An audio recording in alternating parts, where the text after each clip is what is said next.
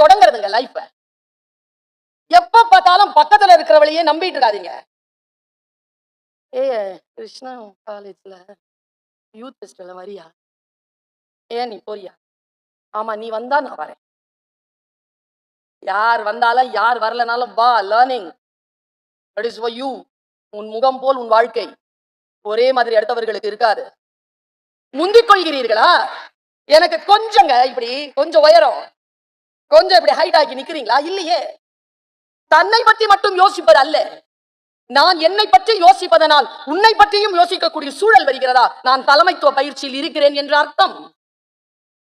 நான் எப்பவுமே சொல்வேன், இந்த லீடர்ஸ் பத்தி பேசும்போது இதை சொல்லுவேன். உனக்கு நான் சொல்லிடுறேன், 18, 19, 20 வயசுக்குள்ளேயே இது உனக்கு புரிந்து விட்டால் ஐ நிரம்பிய பேனா நீ உனக்கு எழுத வந்துவிடும்.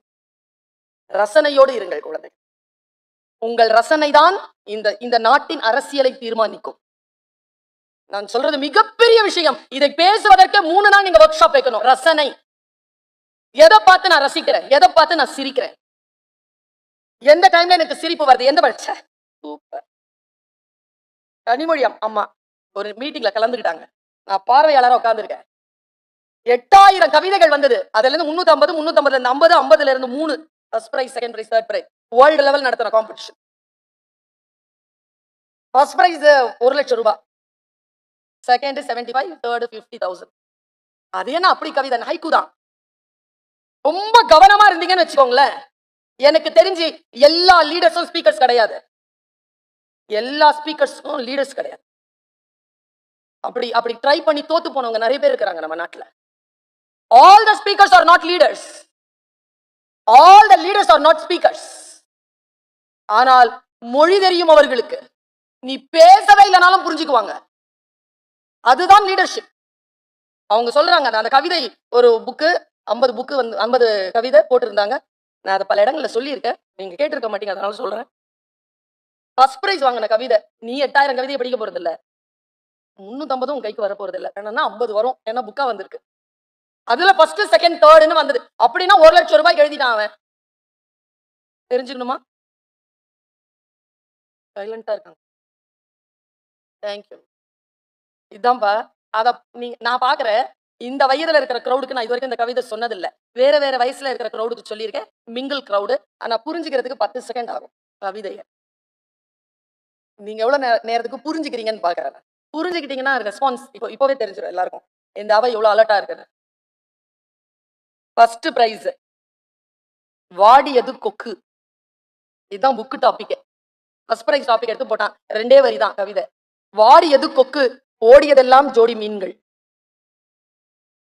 புரிஞ்சிருச்சா?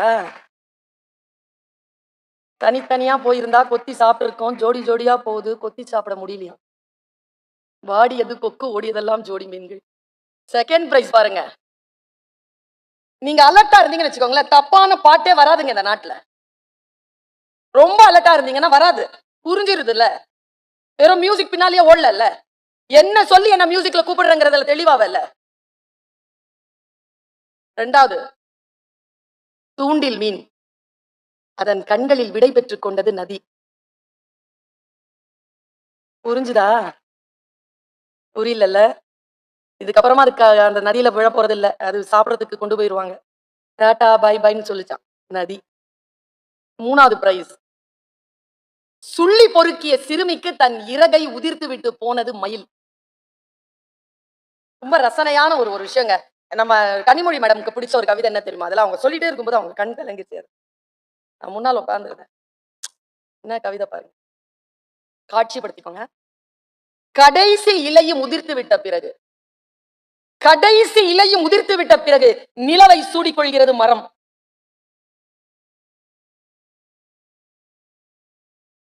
பௌர்ணமி நிலவுல ஒரு பொட்டு இலை கூட இல்லாத மரத்தை பார்த்துருக்கீங்களா? இந்த காட்சி எழுதுனா நான் ஃபர்ஸ்ட் பிரைஸ் கொடுத்திருந்தா இதுக்கு தான் கொடுத்திருப்பேன். எதுக்குன்னா, பனி படர்ந்த கண்ணாடி, கண் வரைந்தேன், வழிந்தது கண்ணீர். நான் பரிசு கொடுத்திருந்தேன்னா இதுக்கு கொடுத்திருப்பேன். ஊதுகுழல் இசைக்கிறாள் அம்மா, நடனம் ஆடுகிறது நெருப்பு. என்னை போலவே நடித்து காட்டுகிறது என் நிழல்.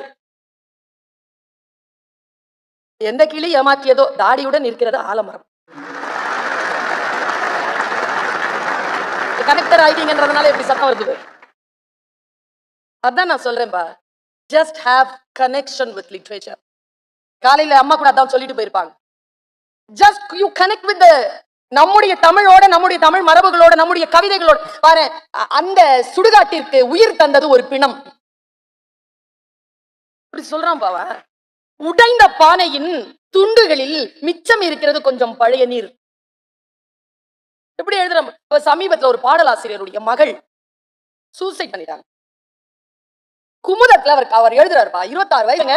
ஒரு மிக முக்கியமான ஒரு கருத்தை சொல்லிட்டு நான் இடம் சார்கிறேன். எனக்கு ஒரு 5 நிமிடம் கொடுங்க. ஒரு லீடர்ஷிப் அப்படிங்கிறதுக்காக உங்கள் மனதிலே விதைத்து விட்டு போகிறேன் என் குழந்தைகளை. ஒரு பெரிய கடல், இது எஸ் ராமகிருஷ்ணன் சொன்னது. அவர் ரொம்ப நல்ல ஒரு 2-3 விஷயங்கள் சொன்னாருங்க. என் வீட்டின் நான் பதியம் போட்டிருக்கும் ஆண் செடி என் பிள்ளையை நான் எப்படி வளர்க்க வேண்டும் என்று எனக்கு சொல்லி தருகிறது. நான் அதற்கு உரம் போடலாமே தவிர நான் நினைக்கின்ற உயரத்தில் தான் அது வளர வேண்டும் என்று நான் நிர்பந்திக்க முடியாது. நான் நினைப்பது போல்தான் அது கிளை பரப்ப வேண்டும் என்று நான் சொல்ல முடியாது. அது அதுவாக இருக்கும். அப்படிப்பட்ட ஒரு பெற்றோராக நான் இருக்க வேண்டும் என்று என் தோட்டத்து மாஞ்செடி எனக்கு சொல்லி தருகிறதுன்னு சொன்னார். அவர் சொன்ன ஒரு விஷயத்தை நான் சொல்றேன். பெரிய கடல் காட்சிப்படுத்திக்கோங்க. ஏன்னா இங்க ஒரு கேமரா இருக்கிறது ஆஃப் ஆயிருக்கு. ஏன்னா எப்ப பார்த்தாலும் இதையே வச்சுட்டு இருக்கிறோமா, ஆஃப் ஆயிருக்கு. பெரிய கடல், ஒரு பெரிய மீன் பசியில அலையுது, பயங்கரமா அலையுது. அது ஒரு சின்ன மீனை பார்த்துருச்சு, துரத்துது. சின்ன மீன் பார்த்துச்சு, ஐயோ அப்படின்ட்டு அது ஓடுது. இது துரத்துது, அது ஓடுது, இது துரத்துது, அது கடைசியா போய் ஒரு பாறையில முட்டிக்கிட்டு சின்ன மீன் நின்னுச்சு. திரும்பி பார்த்தா ஆன்னு வாய் தர. சின்ன மீன் சொல்லிச்சான், இரு, நம்மள அடிக்க வரவங்க அப்பாவை நம்ம இப்படி சொல்லியிருக்கோம், ஒரு நிமிஷம் அப்பா, give me 1 second, ஒரே நிமிஷம் இருங்களேன் அப்படி சொல்லுவோம்ல, அந்த தவிப்பில சொல்லுது. நான் கற்றுக்கொண்ட இடங்க, என்ன எங்க அப்பா அடிக்கும் போது எங்க அப்பா கத்துக்கலைங்க. என் பையனை எங்க வீட்டுக்காரர் அடிக்கும் போது நான் கத்துக்கிட்டு, பாப்பா இருப்பா ரொம்ப கோவமா இருக்கு, அடிக்காத பாப்பா. ஏண்டா சொன்னேன்னு கேட்டேன். சாப்பாடு ஊட்டிக்கிட்டு நைட்டு 5 மணி, 5 வயசு அவனுக்கு. ஏண்டா சொன்னேன், அம்மா செஞ்ச சேடைக்கு அடி வாங்கலாமா, நான் அப்பா கோவமா இருந்தா செஞ்ச தப்பை விட கூடுதலா அடி விடுமா. சூப்பர்ல, இவ்வளவு ஒரு விஷயம் இல்ல. கோவமா இருக்கும்போது பேப்பரை திருத்தப்பட அப்படித்தானே சொல்லுது, கத்துக்கிறோம்ல. திரும்பி நின்னு பாத்துச்சு அந்த பெரிய, ஒரு நிமிஷம் அடி வாங்குறது தானேங்க சமாதான கொடி தூக்குறான். நான் சொல்றேன், இந்த பிட்ஸ் எல்லாம் மறந்துடாதீங்க லைஃப்ல. அடிக்கிறவன் மறந்துடுவாங்க, அடி வாங்கினவங்களுக்கு மறக்காது.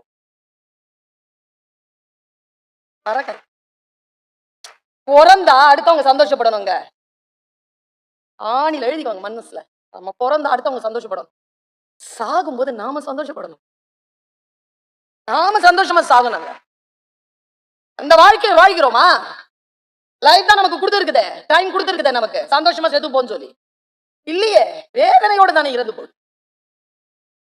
எனக்கு தெரிஞ்சு உலக மரபுலயே சாவுக்கு தார தப்பட்டு அடிச்சு டான்ஸ் ஆடி போறது நம்ம மரபு தான். கொண்டாடுறவங்க, நாம இறப்பை கூட கொண்டாடுகின்ற ஒரு வர்க்கம் நம்முடைய வர்க்கம். பாருங்க, திரும்பி பாக்குது, பெருசா வாய் திறந்துட்டு இருக்கு மீன். ஒரு நிமிஷம் இரு, நான் யோசிக்கிறேன். சொல்லு, நீ பெரிய மீனா? ஆமா. பெரிய மீன் தானே? ஆமா. என்ன நீ சாப்பிட்டா உன் பசி போவாது. ஆமா, ஆனா எனக்கு உயிர் போயிடும். அதுக்கு என்ன விட்டுட, உனக்கு வேற மீன் கிடைக்கும், என்ன விட்டுட. பெரிய மீனுக்கு வந்தது பாரு அகங்கார கோவம். என்ன சொன்ன? நான் பெரிய மீன், நீ சின்ன மீன். சரி வா, டீலிங் ஒண்ணு பண்ணிக்கலாமா? என்ன டீலிங்? நீ சின்ன மீன், நான் சாப்பிடுவேன். நான் பெரிய மீன் தானே, உனக்கு பசிக்குதா? ஆமா, சாப்பிடு. நிக்கிறேன், சாப்பிடு. நீ என்ன சாப்பிடல, நான் உன்னை சாப்பிடுவேன். தவிச்சு போய் நிக்குது அந்த குட்டி மீன். நான் இன்னும் இப்ப சொல்றேன், எழுதிக்கோங்க, வாட் இஸ் லீடர்ஷிப்னு. தனக்கு முன்னால் வாய் திறந்து நிற்கக்கூடிய பெரிய அதிகார மீனுக்கு தன்னை ஒப்படைக்க முடியாமல், அந்த அதிகாரத்தையும் தின்று தீர்க்க முடியாமல் கையறு நிலையில் இருக்கக்கூடிய அந்த சின்ன மீனுக்காக எவன் ஒருவன் குரல் எழுப்புகிறானோ அவன் தலைவன். அவன் தலைவன். நாம் தலை நிமிர்த்துகிறோமா? அப்படிப்பட்டவர்களுக்காக குரல் எழுப்புகிறோமா? The life is so beautiful, it's so divine, இப்படி சொல்கிறார்கள். 2 நிமிஷம் உங்களுடைய கருத்தை எனக்கு கொடுங்க குழந்தைகளை. நான் விதைப்பது விதை என்று எனக்கு தெரியும். விதைத்தவள் தூங்கலாம், விதைகள் தூங்காது என்றும் தெரியும். எப்பொழுதேனும் முளைக்கட்டும். போய் யோசிச்சுட்டு உட்காருங்க, முளைக்கட்டும். காலமாகட்டும், ஆனால் முளைக்கும்.